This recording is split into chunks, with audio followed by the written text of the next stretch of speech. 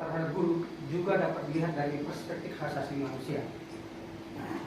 Dan berdasarkan pasal 3 ayat 2 Undang-Undang Nomor 9 Tahun 1999 tentang hak asasi manusia, bahwa setiap orang berhak atas pengakuan, jaminan perlindungan dan perlakuan hukum yang adil, serta pendapat kepastian hukum dan perlakuan yang sama di depan hukum.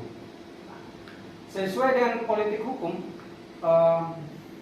bahwa penguji dan pendidik,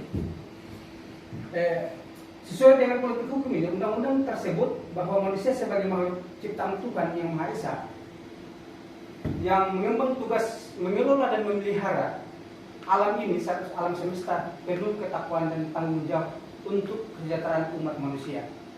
Oleh penciptanya, manusia dianugerahi hak asasi untuk menjamin keberadaan harkat martabat kemuliaan dirinya serta keharmonisan di lingkungan. Nah, bahwa hak asasi manusia ini merupakan hak dasar yang secara kodrati melekat pada diri manusia, bersifat universal, dan langgeng begitu pula dengan hak-hak guru. Oleh karena itu, hak-hak manusia termasuk hak guru harus dilindungi, dihormati, dipertahankan, dan tidak boleh diabaikan. Nah, dan dikurangi atau dirampas oleh siapapun.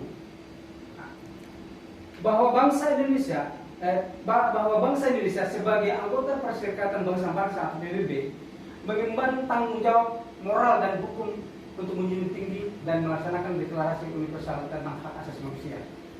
Nah, yang ditetapkan oleh PBB sebagai instrumen internasional lainnya mengenai HAM yang telah diterima oleh Indonesia. Nah,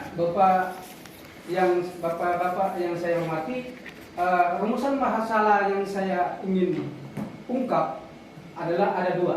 Pertama, bagaimana perlindungan hukum terhadap guru berdasarkan Undang-Undang Nomor 14 Tahun 2005 tentang guru dan dosen. Nah, kemudian yang kedua, bagaimana perlindungan hukum guru berdasarkan prinsip hak asasi manusia. Kemudian tujuan penelitian.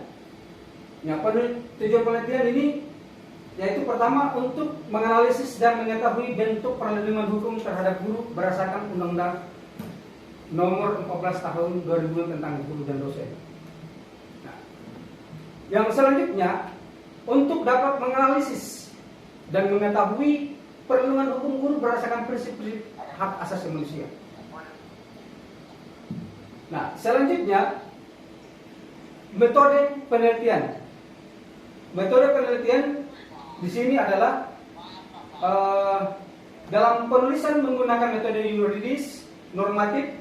Penelitian hukum normatif adalah sebuah proses guna mencari sebuah peraturan atau prinsip ataupun doktrin hukum guna menyelesaikan masalah.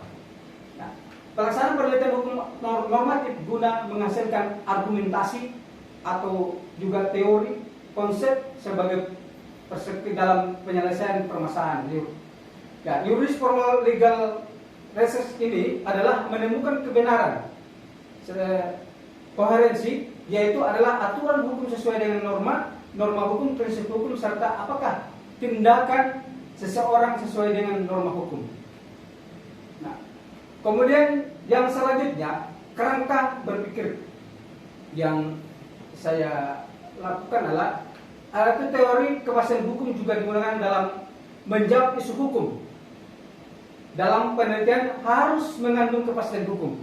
Ya, Bapak yang saya hormati, seperti yang dikemukakan oleh UNRIT ini, kepastian hukum mengandung dua pengertian, yaitu aturan yang bersifat umum, membuat individu mengetahui perbuatan yang boleh atau tidak boleh dilakukan, dan keamanan hukum bagi individu dari kewenangan pemerintah. Kepastian hukum yang berasal dari ajaran yuridis dogmatik yang didasarkan pada aliran parietisme di dunia hukum. Nah, sifat umum dari aturan hukum membuktikan bahwa hukum tidak bertujuan untuk mewujudkan keadilan atau kemanfaatan. Nah, kepastian hukum ini berasal dari ajaran yuridis dogmatik yang didasarkan pada aliran pemikiran positisme di dunia hukum, cenderung melibatkan hukum sebagai suatu yang otonom, yang mandiri, karena bagi penganut aliran ini tujuan hukum tidak lain sekedar menjamin terwujudnya oleh hukum, bahwa hukum tidak bertujuan untuk mewujudkan keadilan atau kemanfaatan, melainkan semata-mata untuk kepastian. Sehingga guru dalam menjalankan tugasnya merasa aman dan tanpa adanya perlakuan kedisiplinan kepada siswa. Jika permasalahan hukum tersebut dapat teratasi dan adanya toleransi yang sejalan antara guru dengan siswa,